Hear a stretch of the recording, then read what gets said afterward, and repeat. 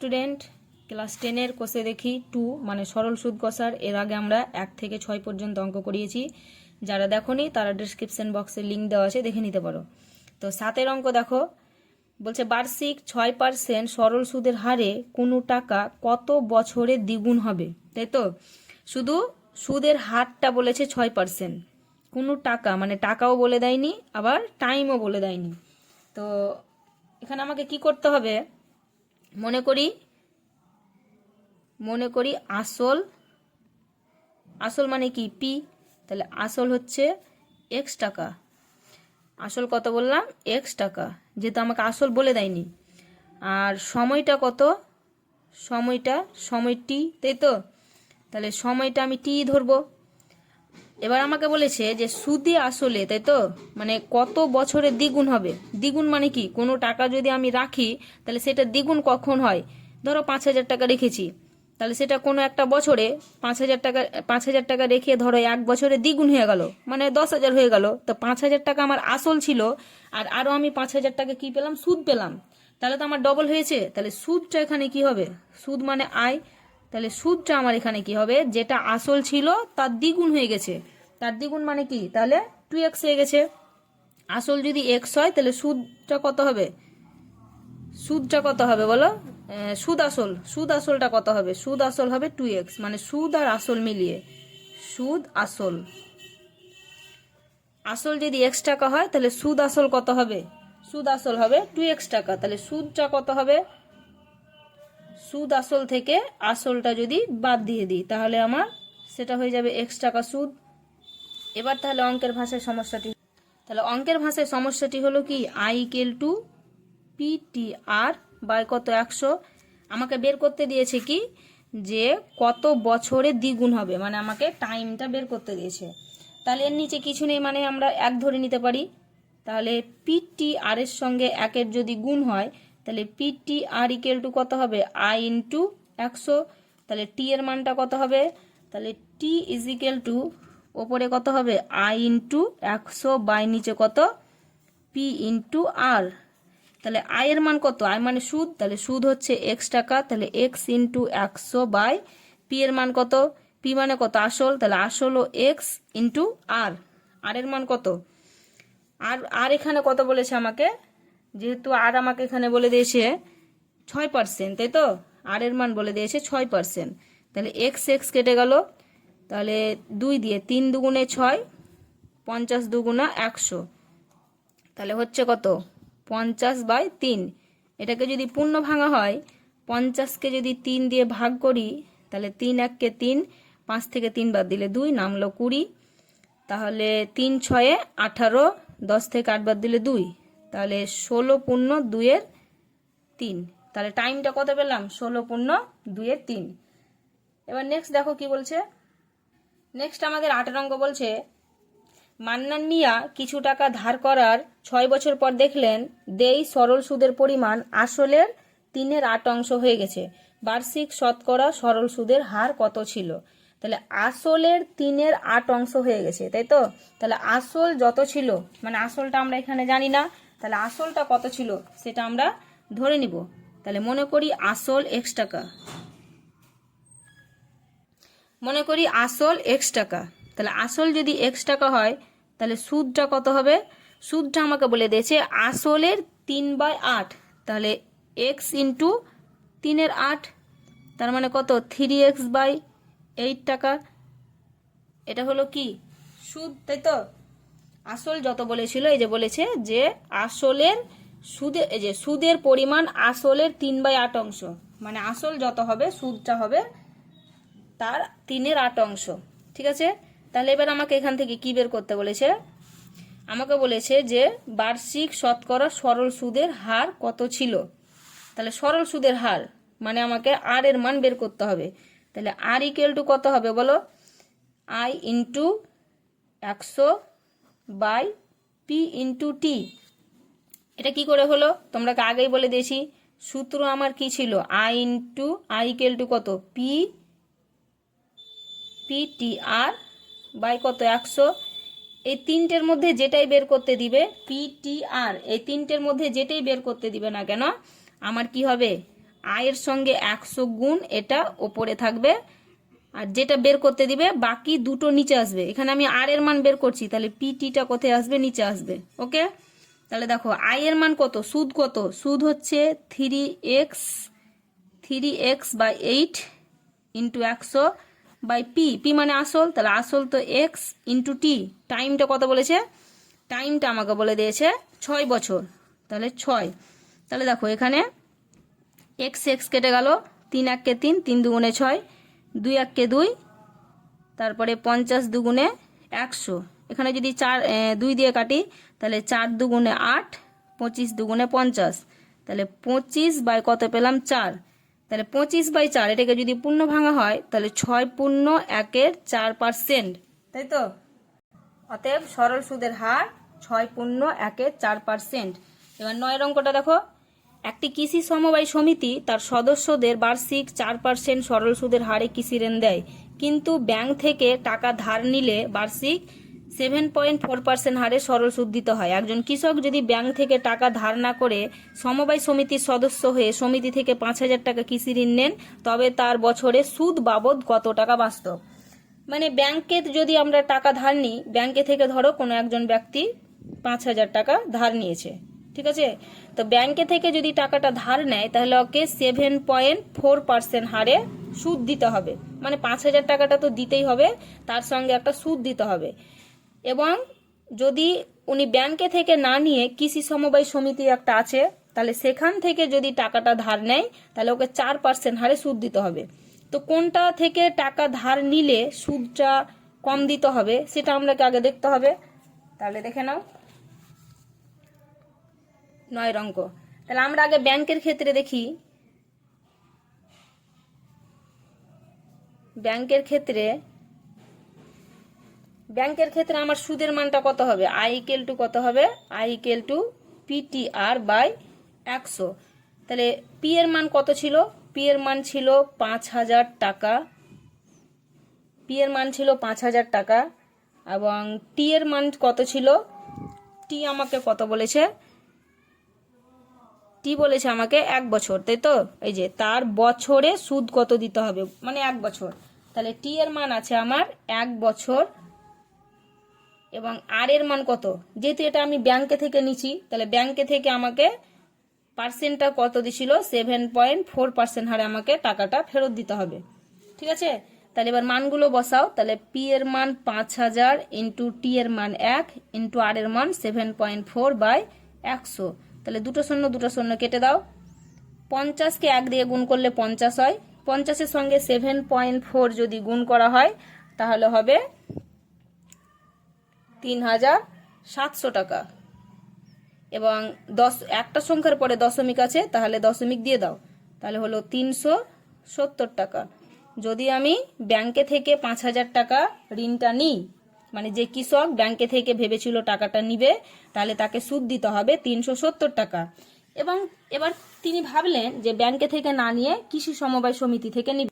কৃষি সমবায় সমিতির ক্ষেত্রে তাহলে সুদটা কত হবে, আই ইকুয়াল টু কত হবে, আসল তো আমার 5,000 টাকাই ছিল, টাইমটা 1, এখানে আর এর মানটা পরিবর্তন, ওখানে ব্যাংকের ক্ষেত্রে আমাকে 7.4 দিছিল এবং কৃষি সমবায় সমিতিতে আমাকে বলছে 4% হারে দিতে হবে, নিচে 100। তাহলে দুটো শূন্য কেটে গেল, 4 5 20, একটা শূন্য, মানে 200 টাকা। তাহলে কৃষি সমবায় সমিতিতে ওখান থেকে টাকাটা নিলে আমাকে 200 টাকা সুদ দিতে হবে, আর ব্যাংকে থেকে টাকাটা নিলে আমাকে 370 টাকা সুদ দিতে হবে। তাহলে নিশ্চয় কৃষি সমবায় সমিতি থেকে নিলে সুদটা কম দিতে হবে। তা আমাকে বলেছে যে সুদ বাবদ কত টাকা বাঁচবে, তাহলে অতএব 370 মাইনাস 200 সমান কত হবে বলো, 170 টাকা। তাহলে 170 টাকা সুদ বাবদ বাঁচবে, বুঝতে পেরেছো। তারপরে নেক্সট দেখো 10 নম্বরের অঙ্ক। যদি 292 টাকার একদিনের সুদ 5 পয়সা হয় তবে বার্ষিক শতকরা সরল সুদের হার কত। তাহলে আমাকে এখানে সুদের হার বের করতে দিয়েছে, মানে আর এর মান বের করতে দিয়েছে। তো আমরা এখানে একটু বের করে নিই। টাইমটা বলেছে 1 দিন, তা আমরা আগেই বলেছি যে টাইম মানে সময়টা দিন দেখ বা মাস দেখ, সেটাকে আমাকে বছরে পরিণত করে নিতে হবে। তাহলে একদিন মানে এটাকে বছরে পরিণত করতে গেলে কি হবে 1/365 বছর। এবং কি বলেছে যে 292 টাকা, তাই তো 292 টাকা, এটা তাহলে কি তার আসল। তাহলে পি এর মানটা হচ্ছে 292 টাকা। সুদ বলেছে কত, সুদ বলেছে 5 পয়সা। তাহলে পয়সা বলেছে, পয়সা দিয়ে তো হবে না, সেটাকে টাকায় পরিণত করতে হবে। তাহলে আমরা জানি কি 1 টাকা সমান 100 পয়সা হয়, তাই তো। তাহলে 5 পয়সা মানে কত টাকা হবে, সেটাকে 100 দিয়ে কি করতে হবে, ভাগ করতে হবে, 5/100 টাকা। ঠিক আছে, পয়সা বললে সেটাকে টাকায় পরিণত করব, দিন বললে সেটাকে বছরে পরিণত করব। তাহলে এবার আমি আর এর মানটা বের করি। তাহলে আর সমান কি হবে, আই ইন্টু 100 উপরে নিচে কি আসবে বলো, পি ইন্টু টি। তাহলে আই এর মান কত, আই এর মান 5/100 ইন্টু 100 বাই পি এর মান কত 292 ইন্টু টি এর মান কত পেয়েছি 1/365। তাহলে এবার এখানে দেখো একটা 100 100 কেটে দাও। তাহলে ওপরে থাকছে 5, নিচে কত থাকছে 292 সঙ্গে যদি আমি 1 গুণ করি তাহলে 292/365। এটাকে যদি আমি উল্টে দিই তাহলে 5 ইন্টু ভাগটাকে যদি গুণ করে দিই তাহলে 365 ওপরে আর 292 নিচে। ঠিক আছে, এবার এটা একমাত্র 73 দিয়ে কাটাকাটি যাবে। 73কে যদি 4 দিয়ে গুণ করি তাহলে 3 4 12 আর 4 7 28 আর 29, 4 73 292। আর 73কে যদি 5 দিয়ে করি তাহলে 3 5 15, 5 হাতে 1, 5 7 35 একে 36। তাহলে 5 73 হবে 365 আর 4 73 হবে 292। তাহলে 5 5 কত গুণ করলে 25/4। এটাকে যদি পূর্ণ ভাঙা হয় তাহলে কত হবে 6 পূর্ণ 1/4%। তাহলে আর এর মান বেরিয়ে গেল। নেক্সট দেখো 11 নম্বরের অঙ্ক, বার্ষিক 8% হার সরল সুদে কত বছরে 600 টাকার সুদ 168 টাকা হবে। তাহলে এখানে আমাকে কি বের করতে বলেছে, সরল সুদ কত বছরে মানে টি এর মান বের করতে বলেছে, তাই তো। তাহলে টি সমান কত হবে বলো, টি সমান আমরা জানি আই ইন্টু 100 বা নিচে কত হবে পি ইন্টু আর। তাহলে আয়ের মান কত, আয়ের মান আমাকে এখানে বলেছে 168 ইন্টু 100 বাই পি। পি আমাকে কত বলেছে, পি বলেছে দেখো 600 টাকা, তাই তো। তাহলে পি হচ্ছে 600 ইন্টু আর, আর এর মানটা কত বলে দিয়েছে, আর এর মান বলে দিয়েছে 8%। তাহলে 8। তাহলে দেখো দুটো শূন্য কেটে দাও। এখানে 8 1 8, এখানে 8 2 16, 8 1 8, 3 দিয়ে 3 2 6, 3 7 21। তাহলে হলো কত 7 2। তাহলে 7 2কে যদি পূর্ণ ভাঙি তাহলে 3 পূর্ণ 1 2। ঠিক আছে, তাহলে টাইম আমার বেরিয়ে গেল। নেক্সট দেখো 12, বলছে যদি বার্ষিক 10% হার সরল সুদে 800 টাকা ব্যাংকে জমা দিয়ে সুদ আসলে 1200 টাকা ফেরত দিত তবে ওই টাকা কত সময়ের জন্য ব্যাংকে জমা ছিল 1200 টাকা ফেরত পেত, তাই তো। তাহলে 10% হার সরল সুদে 800 টাকা ব্যাংকে জমা রেখে 1200 টাকা আমাকে দিয়েছে।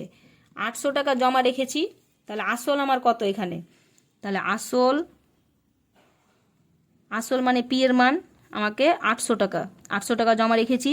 সুদ আসল, তাহলে সুদ আসল কত পেয়েছি, সুদ আসল বলছে আমাকে 1200 টাকা, সুদ আসল বলছে 1200 টাকা। আচ্ছা 800 টাকা জমা দিয়ে যদি সুদ আসল 1200 টাকা হয় তাহলে আমাকে সুদটা কত দিয়েছে, আমার মোট টাকা ছিল 800 টাকা, 1200 টাকা আমাকে ফেরত দিয়েছে। তাহলে 1200 থেকে 800 যদি বাদ দিই তাহলে আমাকে 400 টাকা কি দিয়েছে, সুদ দিয়েছে, তাই তো। 400 টাকা সুদ দিয়েছে। এবার কত সময়ে আমি টাকাটা রেখেছিলাম যে 400 টাকা সুদ পেলাম, 1200 টাকা রেখে 400 টাকা সুদ পেয়েছি। তাহলে টাইম বের করতে গেলে কি করতে হবে, আই ইন্টু 100 বাই নিচে কত পি ইন্টু আর, তাই তো। তাহলে আই এর মান কত, এখানে সুদ আমার কত 400 ইন্টু 100 বাই পি এর মান কত আসল কত 800 ইন্টু আর এর মান কত, আর কত বলেছিল 10%, তাই তো 10%, আর এর মান বলেছে 10%। তাহলে দেখো এখানে দুটো শূন্য যদি কেটে দাও আর এখানে একটা শূন্য কেটে দাও, 4 1 4, 4 2 8, 5 2 1 2, 5 2 10। তাহলে টাইমটা কত ছিল টাইমটা ছিল 5 বছর, তাই তো। 800 টাকা যদি আমি 5 বছর রেখে দিই, আমাকে 10% হারে সুদ দিলে 1200 টাকা পাবো, মানে 400 টাকা বেশি পাবো, সুদটা পাবো 400 টাকা। নেক্সট দেখো 13 নম্বরের অঙ্ক। কোনো মূলধন একই বার্ষিক শতকরা সরল সুদের হারে 7 বছরে সুদে আসলে 7100 টাকা হয় এবং 4 বছরে সুদে আসলে 6200 টাকা হলে মূলধন ও বার্ষিক শতকরা সরল সুদের হার কত? দেখো প্রত্যেকটা অঙ্কতে আমাকে একটা করে জিনিস বলে দেয়নি, হয়তো সময় বা আসল বা তোমার সুদের হার, তাই তো, বা সুদ একটা করে বলে না দিলে তখন আমরা ওই সূত্রতে মানে I=PTR সূত্রতে খাটিয়ে হয়ে গেছে। কিন্তু এখানে দেখো দুটো বের করতে বলেছে, একটা বলেছে মূলধন আর একটা বলেছে সুদের হার। তাহলে একসঙ্গে দুটো জিনিস দেয়নি, তাহলে সেটা আমাকে কি করে বের করতে হবে? দেখো দেখে নাও তোমরা, এটা একটু ভালো করে দেখে নিবা। দেখো 7 বছরে কি বলেছে, 7 বছরে সুদে আসলে 7100 টাকা, তাই তো, মানে সুদ আর আসল এটা আমি কি পেয়েছি, 7100 টাকা পেয়েছি। তাহলে আসল প্লাস 7 বছরের সুদ, তাহলে কত হয়েছে, 7100 টাকা। আর আসল প্লাস কত, 4 বছরের সুদ কত বলেছিল, 6200 টাকা।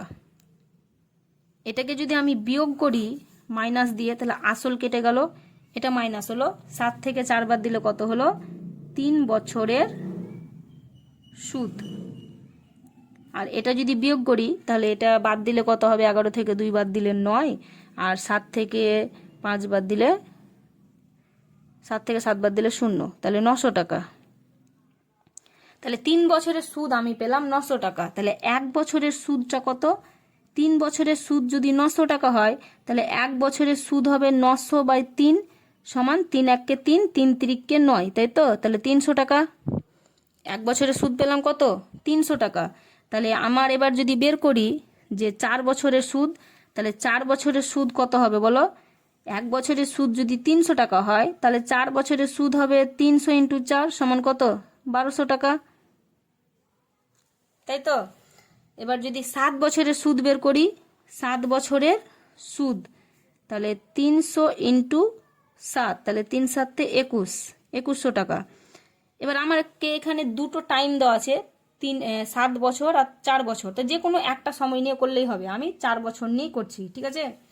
তাহলে 4 বছরের সুদ আসলটা কত পেয়েছিল সেটা দেখে নাও। 4 বছরের সুদ আসল, 4 বছরের সুদ আসল পেয়েছে 6200 টাকা। 4 বছরের সুদ আসল কত পেয়েছে, 6200 টাকা। আর 4 বছরের সুদ আমি কত বের করলাম, 1200 টাকা। তাহলে 4 বছরের সুদ হচ্ছে কত, 1200 টাকা। তাহলে আসলটা কত, 4 বছরের আসল, তাহলে 4 বছরের সুদ আসল যদি 6200 টাকা হয়, 4 বছরের সুদ যদি 1200 টাকা হয়, তাহলে আসলটা কত ছিল, 6200 থেকে আমাকে 1200 বাদ দিয়ে দিতে হবে, তাহলে হবে কত, 5000 টাকা।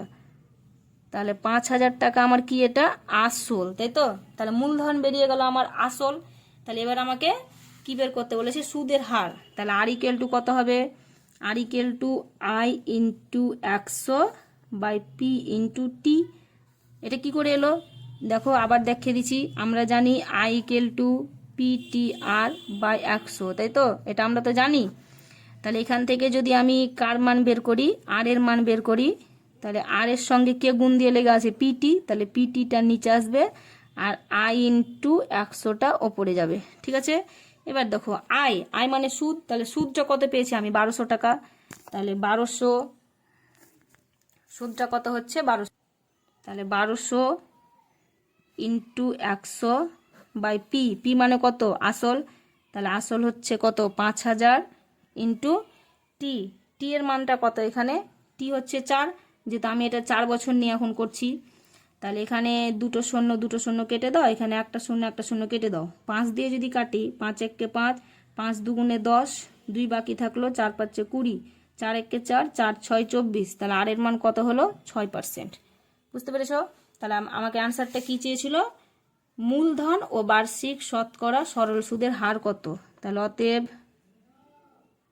মূলধন ও বার্ষিক সরল সুদের হার, তাহলে মূলধন কত ছিল, আগে কি আছে মূলধন, তাহলে মূলধন ছিল 5,000 টাকা ও বার্ষিক সরল সুদের হার কত 6%। বুঝতে পেরেছো? নেক্সট দেখো, বলছে একই সময়ে অমল রায় ব্যাংকে ও পশুপতি ঘোষ পোস্ট অফিসে 2,000 টাকা করে জমা রাখেন। 3 বছর পর তারা সুদ সহ যথাক্রমে 2,360 টাকা ও 2,480 টাকা ফেরত পান। ব্যাংক ও পোস্ট অফিসের বার্ষিক শতকরা সরল সুদের হারের অনুপাত কত। দেখো, অমল রায় ব্যাংকে একটা টাকা রেখেছে আর পশুপতি ঘোষ পোস্ট অফিসে টাকা রেখেছে। অমল রায় রেখেছে 2,000 টাকা আর পশুপতি ঘোষও রেখেছে 2,000 টাকা, কিন্তু অমল রায় রেখেছে ব্যাংকে আর পোস্ট অফিসে পশুপতি ঘোষ রেখেছেন 2,000 টাকা। ঠিক আছে, এবার 3 বছর পর যে টাকাটা ব্যাংকে রেখেছে সুদ সহ মানে কি, সুদে আসলে তিনি পাচ্ছে 2,360 টাকা, যে টাকাটা ব্যাংকে রেখেছে, এবং যে টাকাটা পোস্ট অফিসে রেখেছে তিনি সুদ সহ পায় 2,480 টাকা।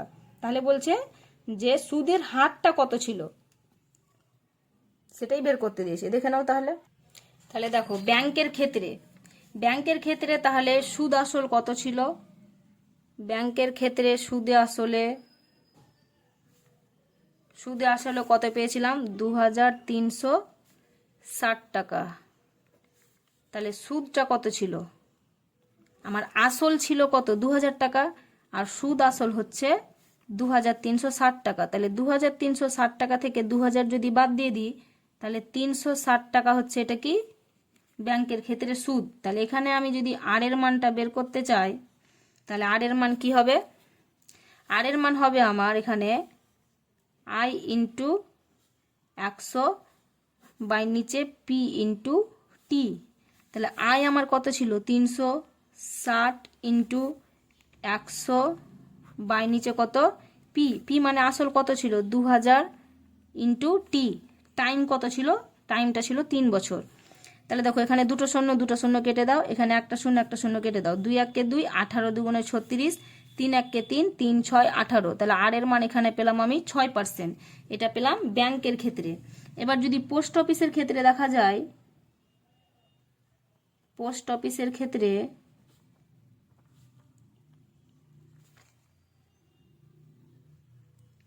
তাহলে পোস্ট অফিসের ক্ষেত্রে সুদে আসলে কত ছিল, পোস্ট অফিসের ক্ষেত্রে সুদে আসলে এখানে ছিল 2,480 টাকা। আর আমার আসল কত ছিল, আসল হচ্ছে কত 2,000। আসল যদি হয় 2,000 আর সুদ আসল যদি আমি 2,480 টাকা পাই, মানে সুদ আর আসল মিলে যদি 2,480 টাকা পাই, তাহলে আমার এখানে সুদটা কত, তাহলে সুদ হবে কত 2,480 থেকে 2,000 টাকা বাদ দিয়ে দিব, তাহলে 480 টাকা এটা হবে আমার সুদ।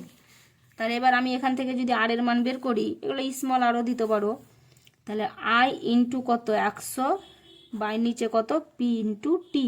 তাহলে আই এর মান কত 480 ইন্টু 100 বাই পি মানে আসল, তাহলে 2,000 ইন্টু টাইম 3, দুটো শূন্য কেটে দাও, একটা শূন্য কেটে দাও, 2 1 2, এখানে 2 2 4, 4 2 8, 3 1 3, 3 8 24। তাহলে এখানে আমি পেলাম 8%।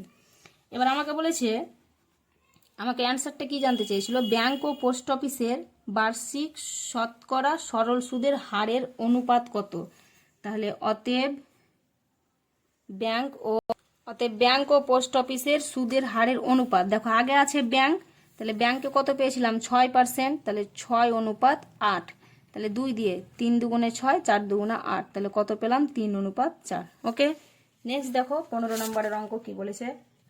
15 নম্বরে বলছে বলছে একটি তাঁত সমবায় সমিতি যন্ত্রচালিত তাঁত ক্রয় করার সময় 15,000 টাকা ধার করে।